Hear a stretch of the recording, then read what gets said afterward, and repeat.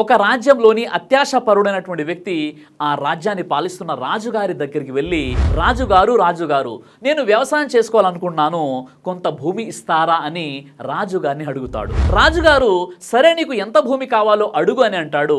అప్పుడు అతని మనసులో అత్యాశ కలిగి, రాజు మనసు చాలా పెద్దది, ఎంత అడిగినా ఇస్తాడు కాబట్టి ఎంత అడగాలో ఆలోచిస్తూ ఉంటాడు. అప్పుడు రాజుకు ఆ వ్యక్తి గురించి అర్థమైపోతుంది.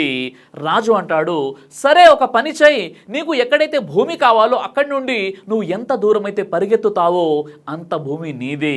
కానీ ఒక షరతు ఉంది, నువ్వు ఎక్కడి నుండి అయితే పరిగెత్తడం మొదలు పెడతావో ఆ ప్రదేశానికి సూర్యాస్తమయం అయ్యేలోపు తిరిగి వచ్చేయాలని అంటాడు. సరే అని అతను అక్కడి నుండి పరిగెత్తడం మొదలు పెడతాడు. ఇంకా కావాలని పరిగెడుతూ ఉంటాడు.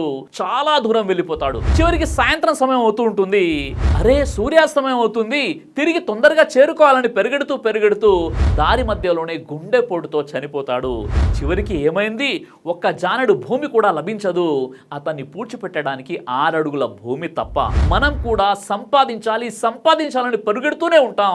చివరికి బీపీ షుగర్ అని లేనిపోని రోగాలు తెచ్చుకొని సంపాదించిన డబ్బులంతా కూడా హాస్పిటల్లో ఖర్చు పెడతాం. సంపాదించాలి కానీ మనిషికి అత్యాశ అనేది ఉండకూడదు. డబ్బు మోజులో పడిపోయి చివరికి మనకు లేనిపోని రోగాలు వస్తున్నాయంటే అర్థం చేసుకోండి, అది ఆశ కాదు, అత్యాశ అని.